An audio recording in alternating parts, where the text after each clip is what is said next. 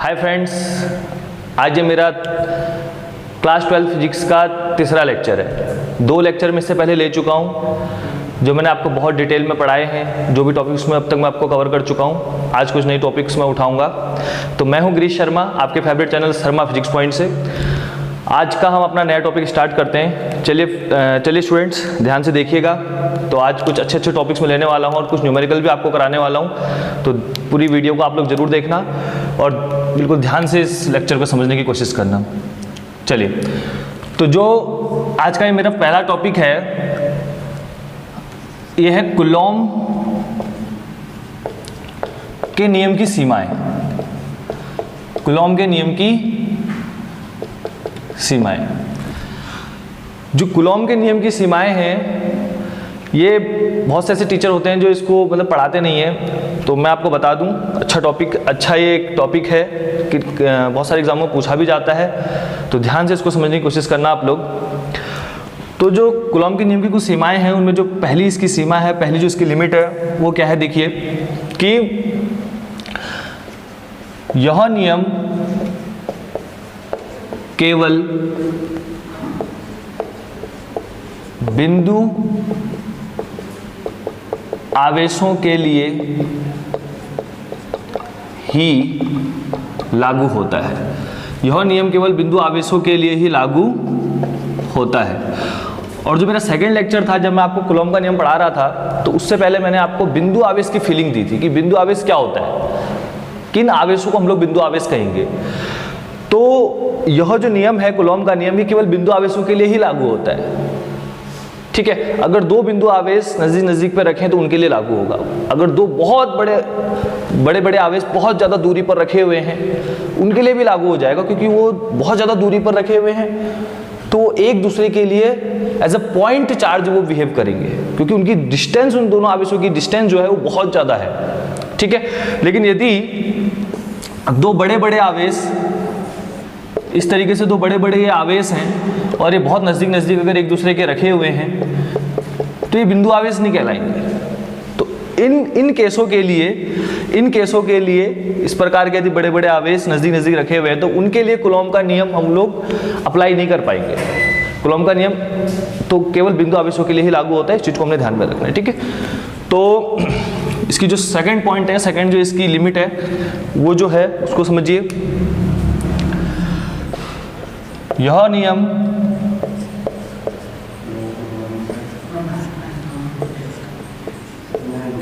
नियम जब दोनों आवेश गतिमान होते हैं तब लागू नहीं होता है। अब देखो, ये पॉइंट बहुत इंपॉर्टेंट है, इस चीज़ को समझने की कोशिश, इसमें इस पॉइंट को समझने की कोशिश करना और पूरा समझ में आ जाएगा आपको। ध्यान से सुनना, बहुत लोग इस पर कंफ्यूज होते हैं। देखिए, ये जो यूनिट है, हम लोग पहले ही बात कर चुके कि विद्युत स्थितिकी है, इलेक्ट्रोस्टैटिक्स। इसमें आवेश रेस्ट में रहने वाले हैं। तो जो कूलॉम का नियम है, वो जब 2 आवेश स्थिर होते हैं, 2 आवेश स्थिर रखे हुए हैं, दो स्थिर आवेश एक दूसरे के निकट स्थिर रखे हुए हैं, तो कूलॉम का नियम उन दोनों के बीच में हम लगा सकते हैं, उनके बीच में लगने वाले बल को फाइंड आउट करने के लिए। लेकिन कभी कभी क्या होता है कि जब सपोज कर लो कि ये Q1 आवेश है, Q2 आवेश एक दूसरे से r दूरी पर है और दोनों ही मोशन पर यदि हैं, दोनों ही मोशन पर हैं, किसी भी प्रकार का मोशन हो, अगर दोनों ही मोशन पर हैं तो कूलॉम का नियम कभी लागू नहीं होगा। लेकिन हाँ, एक चीज़ आपको बात याद रखनी पड़ेगी, यहाँ पे तो कूलॉम का नियम लागू नहीं हो रहा है। अगर दोनों ही चार्ज हमारे मोशन पर थे तो लागू नहीं होगा। दोनों ही चार्ज यदि रेस्ट पर हैं, दोनों ही चार्ज, तो कूलॉम का नियम लागू होगा। यदि सपोज कर लो कि Q1 Q2 एक दूसरे से r दूरी पर है और Q1 मोशन पर है और Q2 रेस्ट पर है, तब भी कूलॉम का नियम लागू होगा। अगर दोनों ही चार्ज में से, दोनों ही आवेशों में से अगर एक आवेश भी रेस्ट में होता है, तो हम कूलॉम का नियम उन दोनों आवेशों के बीच लगने वाले बल के लिए अप्लाई कर सकते हैं। तो ये 2 उसकी लिमिट्स थी जो बहुत इंपॉर्टेंट थी। ठीक है, इस चीज को आप लोग अच्छी से अपने नोट्स में लिख लीजिएगा। वैसे भी मैं आपको बता चुका हूँ कि मेरे जितने भी लेक्चर होंगे इनके थ्योरी के जो मैं आपको नोट्स हैं अपने डिस्क्रिप्शन में उनका PDF का लिंक दूंगा, वहाँ से आप लोग बढ़िया से अपना नोट्स तैयार कर सकते हैं, ठीक है। तो आज का जो नया टॉपिक है हम लोग पढ़ चुके हैं अभी तक कूलॉम के नियम का सदिश रूप। अब जो हमको पढ़ना है आवेशों के अध्यारोपण का सिद्धांत, आवेशों के अध्यारोपण का सिद्धांत, ये इंपॉर्टेंट है, यहां से अच्छे अच्छे न्यूमेरिकल बन सकते हैं, ठीक है। तो क्या है आवेशों के अध्यारोपण का सिद्धांत? Principle of superposition of charge. तो इसको समझने की कोशिश करिएगा आप लोग ध्यान से। देखिए यहां पर एक आवेश Q1 रखा है और उससे कुछ दूरी पर एक दूसरा आवेश Q2 है। एक आवेश Q1 यहाँ पे रखा हुआ है और उससे कुछ दूरी पर दूसरा आवेश Q2 है। ये केस नंबर फर्स्ट ले रहा हूँ, सपोज कर लो केस नंबर फर्स्ट। और मान लो कि भैया इनके बीच की दूरी है R, ओके। तो इनके बीच में लगने वाला बल, सपोज कर लो मेरे को दूसरे आवेश पर बल फाइंड आउट करना है पहले आवेश के कारण, तो इसको मैंने लिख दिया F21। बल सदिश राशि होती है इसलिए उसके ऊपर मैंने लगा दिया ये सदिश का निशान। इसको ऐसे पढ़ेंगे कि जो F है, F21 का मतलब है कि दूसरे आवेश पर पहले आवेश के कारण लगने वाला बल। जाहिर सी बात है कि दो आवेशों के बीच में लगने वाला बल कूलॉम के नियम से हम लोग निकालते हैं, तो ये हो जाएगा K Q1 Q2 upon R square. और K की वैल्यू मैं आपको लास्ट लेक्चर में बताया था कि 1/4πε0 Q1 Q2 upon R square, ये हो जाएगी, इसमें कोई दिक्कत नहीं है। लेकिन यदि मैं केस सपोज कर लो कि सेकेंड लेता हूँ, अब यहाँ पर यह आवेश Q1 है, इससे कुछ दूरी पर ये आवेश Q2 रखा है, और सपोज कर लो कि भैया इससे कुछ दूरी पर ये तीसरा आवेश Q3 है, Q2 से कुछ दूरी पर, और Q2 से कुछ दूरी पर एक आवेश था Q1। अब मुझे Q2 पर कुल आवेश कुल बल बताना है, नेट फोर्स, इसके जो कि इसके कारण भी होगा, इसके कारण भी होगा भैया दो, क्योंकि Q2 के निकट ये आवेश भी है, Q2 के निकट ये आवेश भी है, तो दोनों ही आवेश इस पर बल लगाएंगे।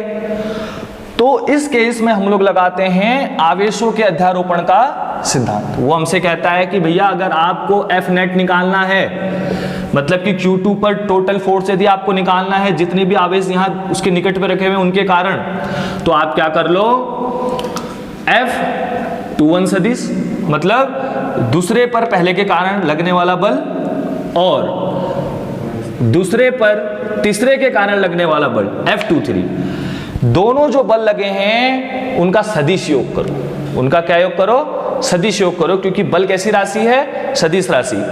तो जो आवेश नंबर 2 पर पहले आवेश के कारण जो बल लग रहा था और जो तीसरे आवेश के कारण जो इस पे बल लग रहा था, उन दोनों ही बलों का मैं जब सदिश योग करूंगा तो मुझे आवेश नंबर 2 पर नेट फोर्स मिल जाएगा, ठीक है। और सदिश का योग करना हम लोग अपने क्लास 11th में, अपनी पिछली क्लास में सीख चुके हैं, ठीक है।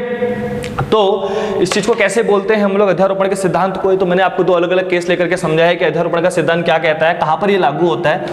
लेकिन अगर थ्योरी लिखने के लिए आए तो थ्योरी तो मैं आपको पहले ही बता चुका हूं कि भैया वो तो मेरे को आपको मेरे PDF के लिंक से लिखनी होगी, ठीक है। तो देखो क्या है, कहीं पर Q1 आवेश रखा है, Q2 आवेश भी है, Q3 आवेश भी है, और इस तरीके से वहां पर कहीं पर क्या है, Qn आवेश है। अब मुझे Qn आवेश पर नेट फोर्स पता करना है। Qn आवेश पर मुझे क्या फोर्स पता करना है? नेट फोर्स पता करना है।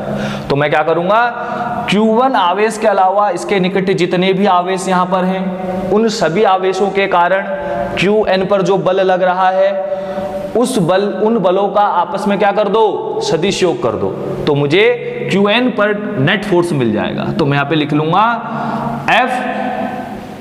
Fn1 plus Fn2 plus Fn3 plus dot dot dot plus Fn(n-1), ठीक है। n आवेश पर पहले आवेश के कारण लगने वाले बल का सदिश रूप प्लस n आवेश पर दूसरे आवेश के कारण लगने वाला बल प्लस n आवेश पर तीसरे आवेश के कारण लगने वाला बल, ऐसे करके n आवेश पर n-1 आवेश के कारण लगने वाला बल। तो जितने भी उस पर nवे आवेश से के अलावा जितने भी आवेश यहाँ पर बचे हुए थे, सब आवेशों के कारण nवे आवेश पर हमने क्या निकाला, फोर्स निकाला, और उन सभी का हमने क्या कर दिया, सदिश योग कर दिया। सदिश योग याद रखना है कि डायरेक्टली नहीं जोड़ना है, सदिश योग करना है। अगर हम सदिश योग ही करेंगे, क्योंकि बल कैसी राशि है, सदिश राशि है, सदिश योग करेंगे तो ही हमारा आंसर सही माना जाएगा, क्योंकि आवेश के अध्यारोपण का सिद्धांत कहता है कि आपको सदिश योग करना पड़ेगा अगर किसी nवे आवेश पर टोटल फोर्स निकालना है, बाकी उस सिस्टम पर बचे हुए बाकी आवेशों के कारण। ठीक है, तो इससे रिलेटेड, अध्यारोपण के सिद्धांत से रिलेटेड एक क्वेश्चन मैं आपको बताता हूं, फिर जो अच्छा क्वेश्चन है आपको अच्छी से समझने, इस क्वेश्चन को करने के बाद आपको कॉन्सेप्ट अच्छी से समझ में आ जाएगा अध्यारोपण का सिद्धांत वाला। देखो ये जो क्वेश्चन है क्या कह रहा है क्वेश्चन, समझो। ये एक समबाहु त्रिभुज है, ठीक, और इसके ये मान लो इसका point A, point B, point C, A पर प्लस क्यू आवेश रखा है, बी पर भी प्लस क्यू आवेश रखा है, और सी पर भी प्लस क्यू आवेश रखा है।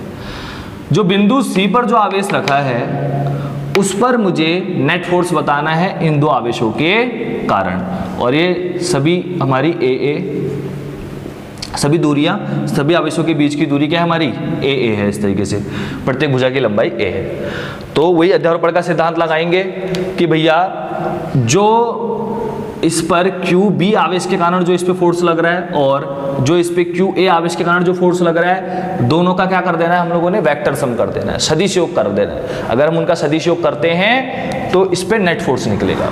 ठीक हो गया। तो इस पर सदिश योग निकालने के लिए देखिए कैसे हम करने वाले हैं, इस चीज को समझिए डायग्राम में ही। मैं आपको क्वेश्चन बता दूं फिर से एक बार। ये एक समबाहु त्रिभुज है, ठीक है।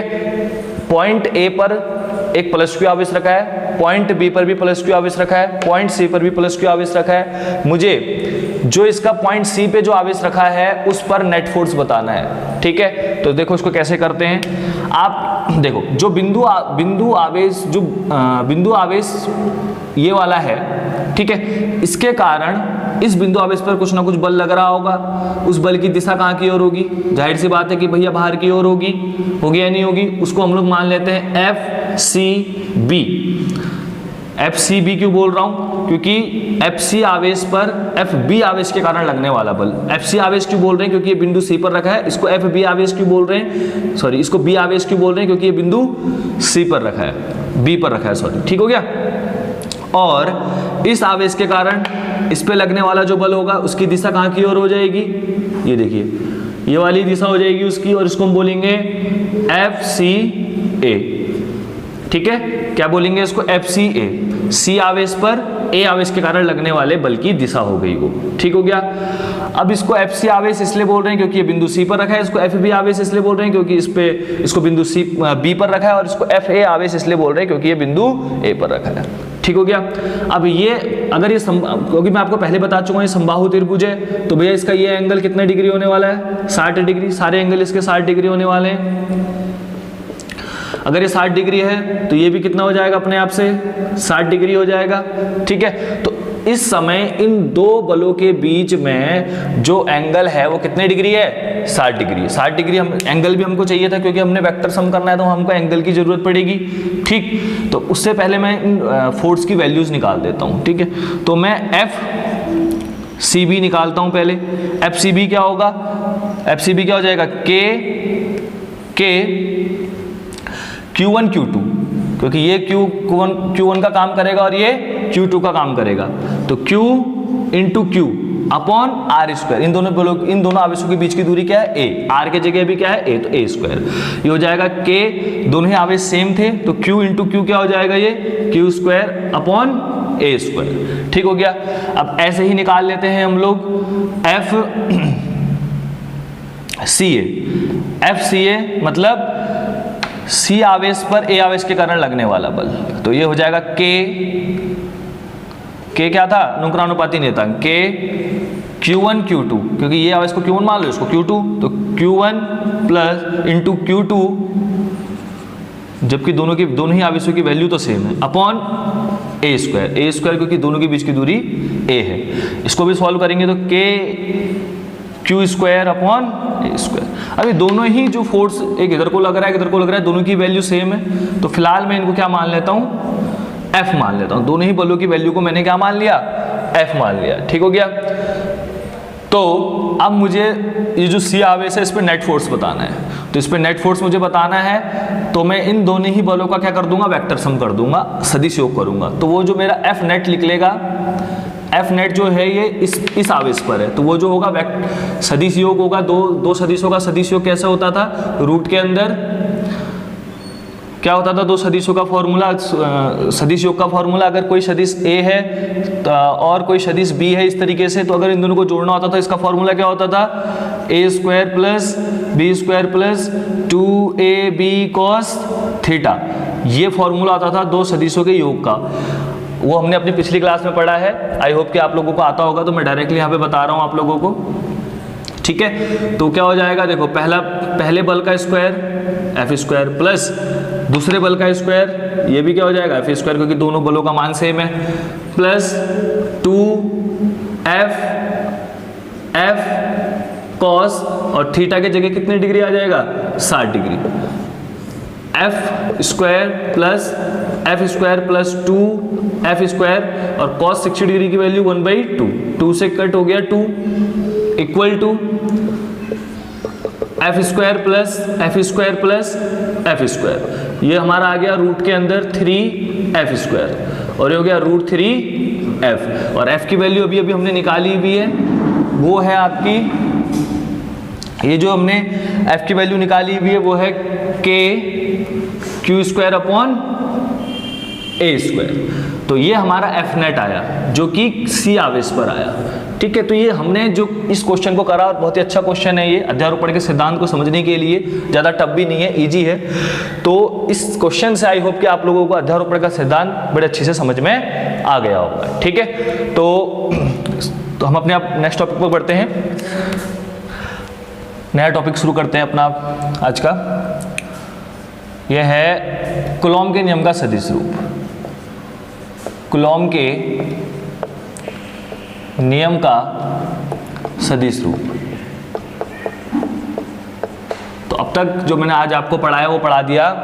एक चीज़ तो मैंने आपको पढ़ा दी, कूलॉम के नियम की सीमाएं, जो कि इंपॉर्टेंट है, आपके किसी कॉम्पिटिशन एग्जाम में भी पूछे जा सकते हैं उसके कुछ पॉइंट्स।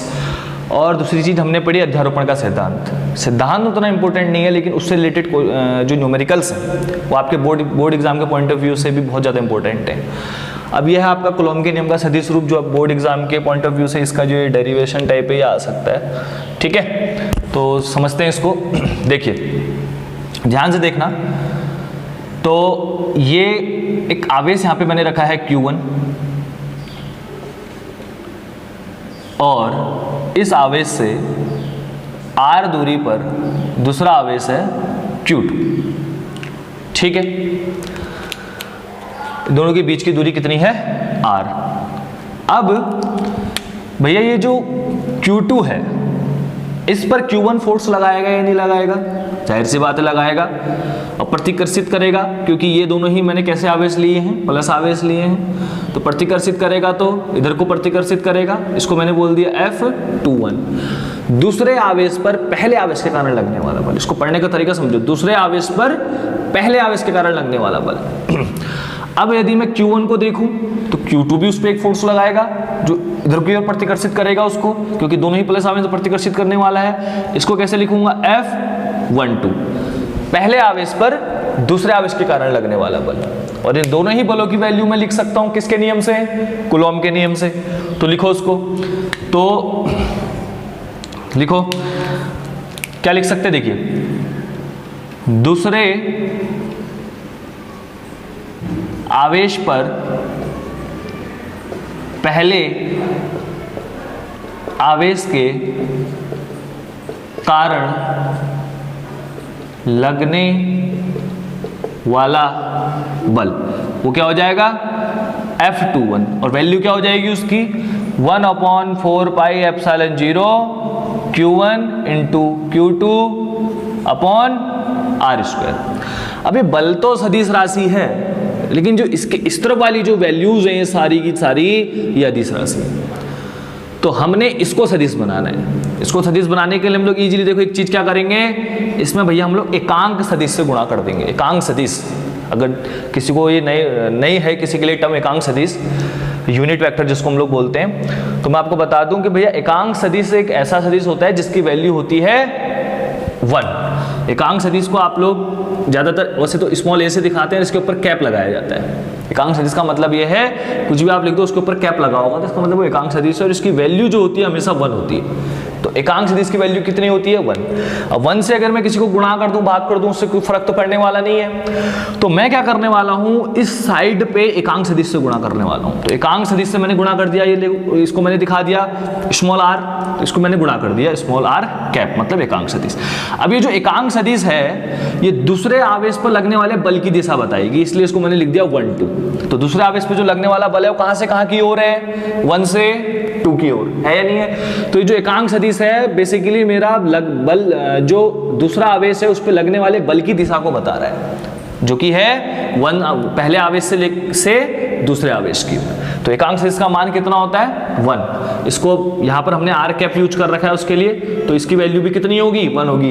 एकांक सदिश कहीं भी हो उसकी वैल्यू कितनी होती है हमेशा 1। ठीक हो गया। अब ऐसे ही हम लोग आगे बढ़ेंगे और देखिए अब पहले आवेश पर दूसरे आवेश के कारण लगने वाला बल क्या हो जाएगा, वो F12। पहले आवेश पर दूसरे आवेश के कारण लगने वाला बल, same formula 1/4 pi epsilon 0 Q1 into Q2 upon r²। अब भैया ये तो सदिश राशि है, इसको सदिश बनाने के लिए वही पहले वाला कॉन्सेप्ट कि भैया एकांक सदिश से क्या कर देंगे, गुणा कर देंगे। एकांक सदिश का मान कितना होता है 1। एकांक सदिश को दिखाने का तरीका क्या है कि भैया आप कुछ भी लिखो लेकिन उसके ऊपर क्या लगा दोगे, हमेशा कैप लगा दोगे। तो मैंने लगा दिया स्मॉल r कैप। अब जो पहले आवेश पर दूसरे आवेश के कारण बल लग रहा है उसकी दिशा कहाँ की ओर है, दूसरे आवेश से पहले आवेश की ओर, इस आवेश से इस आवेश की ओर। तो इसको मैंने लिख दिया इसके नीचे 2 1। ओके तो ये हमारा हो गया कूलॉम के नियम का सदिश रूप। इस पर जो बल लग रहा था उसका भी सदिश रूप लिख दिया मैंने, और जो इस पे बल लग रहा था इसके कारण उसका भी सदिश रूप लिख दिया। अगर सिर्फ सदिश रूप लिखने आए तो इतने में भी आप डेरिवेशन को अपना रोक दोगे तो चल जाएगा, लेकिन कभी कभी क्या होता है कि इसमें एक एक्स्ट्रा चीज पूछी जाती है। पहले मैं उस चीज को निकाल देता हूँ फिर आपको बताऊंगा कि क्वेश्चन पूछा क्या जाता है। ठीक है, तो देखो हमें सदिश के नियम से पता है कि क्या पता है सदिश के नियम से कि यदि दो सदिश जिनकी अगर वैल्यू एक जैसी हो, मान एक जैसी हो और उनकी डायरेक्शन अलग अलग हो, तो हम लोग उनको ऐसे लिख सकते हैं। ठीक है, कैसे देखिए, अगर माना कि सदिश A और सदिश B दोनों की वैल्यू आपस में बराबर है और उनकी डायरेक्शन अलग अलग है, एक की डायरेक्शन यहाँ को और एक की डायरेक्शन यहाँ को, और वैल्यू दोनों की बराबर है, तो मैं इसको ऐसे लिख सकता हूँ सदिश A बराबर माइनस सदिश B।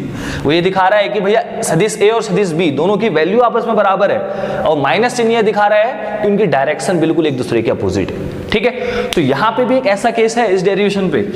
ये देखिए, ये जो एकांक सदिश मैंने ले रखे हैं, ये जो मैंने एकांक सदिश ले रखे हैं, एक एकांक सदिश की डायरेक्शन F21 में जो एकांक सदिश ले रखा है, F21 कहाँ की ओर लग रहा है, यहाँ की ओर, तो एकांक सदिश कहाँ की ओर होगा, यहाँ की ओर।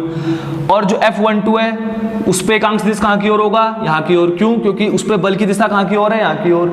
अब एकांक सदिश का मान कितना होता है 1, और दोनों की डायरेक्शन क्या है भैया, बिल्कुल अलग अलग। एक एकांक सदिश की डायरेक्शन यहाँ को है तो दूसरे एकांक सदिश की डायरेक्शन यहाँ को है, एक की यहाँ को है। तो इसीलिए हम लोग क्या कर सकते हैं कि r⁻12 equal to minus r⁻21, दोनों ही सदिश की वैल्यू बराबर थी, बट माइनस चिन्ह ये दिखा रहा है कि उनकी दोनों की डायरेक्शन क्या है, अलग अलग है। ठीक हो गया। अब r⁻12 के जगह पे आप लोग माइनस r⁻21 रख सकते हो। तो पहले वाली इक्वेशन में इस वाले को इक्वेशन नंबर फर्स्ट मान लो, इस वाले को इक्वेशन नंबर सेकंड मान लो। तो मैं अब क्या कर सकता हूं, देखिए कि भैया जहां पर r⁻12 है वहां पे माइनस r⁻21 रख सकता हूं। समीकरण 1 में r⁻12 का मान रखने पर, ठीक हो गया। इसका मान यदि हम रखते हैं इस इक्वेशन पे, तो देखो इक्वेशन कैसी चेंज हो जाएगी, F21 equal to 1/4 pi epsilon 0 Q1 Q2 Q1 into Q2 upon R square into R cap 1 2 के जगह पे अब मैं रख सकता हूं माइनस आर कैप 2 1, तो ये हो जाएगा minus 1 upon 4 pi epsilon 0 Q1 Q2 upon R square into R cap 2 1, और ये हो गई हमारी इक्वेशन नंबर 3। अब इक्वेशन नंबर 2 और इक्वेशन नंबर 3 को देखो, दोनों बिल्कुल एक जैसी इक्वेशंस हैं, दोनों की वैल्यू जो ये वाली जो वैल्यू है इसकी और ये वाली वैल्यू इक्वेशन नंबर 3 की दोनों ही एक जैसी हैं, लेकिन इसमें क्या है, केवल माइनस साइन है। ठीक है, तो मैं क्या करता हूं, देखो समीकरण 2 तथा 3 की तुलना कर देता हूं। तुलना करने पर अगर समीकरण 2 और 3 की तुलना करते हो, क्योंकि दोनों बिल्कुल एक जैसे हैं, देखिए इसका ये साइड और इसका ये साइड बिल्कुल एक जैसे हैं, खाली इसमें माइनस चिन्ह है, तो ये ऐसा हो जाएगा कि F12 equal to minus F21। तो ये जो चीज हमने यहाँ पे निकाल दी, ये बहुत इंपॉर्टेंट चीज है, ये हमने यहाँ से न्यूटन का थर्ड लॉ निकाल दिया। तो जो कूलॉम का नियम है वो न्यूटन के थर्ड लॉ का भी पालन करता है, ये प्रूफ हो गया। अब क्वेश्चन ये आ सकता है बोर्ड एग्जाम में कि भैया न्यूटन का जो कूलॉम का नियम है वो न्यूटन के थर्ड लॉ का पालन करता है, दिखाइए, सिद्ध कीजिए।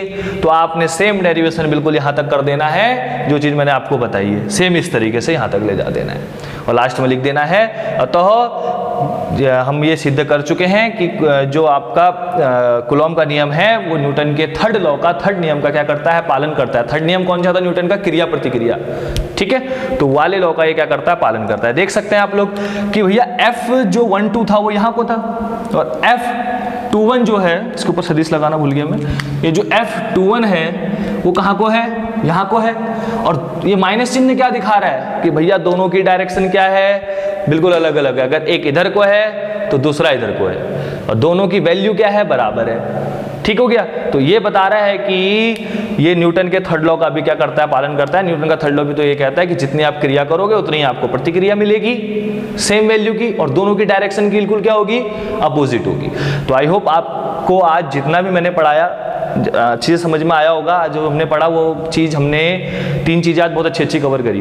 कूलॉम के नियम का सदिश रूप जो भी पढ़ाया मैंने, इससे पहले आपको अध्यारोपण का सिद्धांत और उस पर बेस्ड न्यूमेरिकल, जो कि आपको बहुत क्लियरिटी देगा अध्यारोपण के सिद्धांत को समझने में। और पहली चीज़ जो हमने पढ़ी थी कूलॉम के नियम की कुछ सीमाएं थी, वो भी हमने देख लिया आज। तो मेरा जो नेक्स्ट लेक्चर आएगा उसमें कूलॉम के नियम के हम कुछ न्यूमेरिकल करेंगे और फिर वैद्युत क्षेत्र की तरफ हम लोग बढ़ जाएंगे। ठीक है, तो फ्रेंड्स तब तक के लिए आप लोग मेरे जितने भी लेक्चर अब तक मैं फिजिक्स क्लास 12 फिजिक्स के अपलोड कर चुका हूँ उनको देखिए। अगर जो मेरा पहली बार ये थर्ड लेक्चर देख रहा है, उससे पहले जो मैं 2 लेक्चर अपलोड कर चुका हूँ उनको देखिए, ज़्यादा क्लियरिटी आपका हो जाएगी और सारी चीज़ें आपको धीरे धीरे समझ में आने लगेंगी। ठीक है फ्रेंड्स, और कोई भी अगर आपको डाउट होता है तो आप लोग मुझसे मेरे कमेंट बॉक्स में कमेंट कर दीजिएगा। ठीक है, और मेरे वीडियो को ज़्यादा से ज़्यादा आप लोग शेयर कीजिए। ओके फ्रेंड्स, तब तक के लिए टाटा बाय बाय। इस प्रकार की वीडियो के लिए आप शर्मा फिजिक्स पॉइंट को सब्सक्राइब कीजिए और मेरे वीडियो को ज़्यादा से ज़्यादा आप शेयर कीजिए, लाइक कीजिए एंड मेरे वीडियो पे आप लोग कमेंट कीजिए, और मेरे सभी वीडियो की नोटिफिकेशंस के लिए बेल आइकन के बटन को प्रेस कीजिए। और अगर आपको मेरे किसी भी लेक्चर में किसी भी प्रकार का कोई भी डाउट होता है तो मुझे कमेंट कीजिए। मैं आपको अपना नंबर भी डिस्क्रिप्शन में दे दूंगा, वहाँ आप मुझसे डायरेक्टली कॉन्टैक्ट कर सकते हैं। मैं आपको अपना पर्सनल नंबर और अपना व्हाट्सएप नंबर दोनों ही आपको मैं दे दूंगा।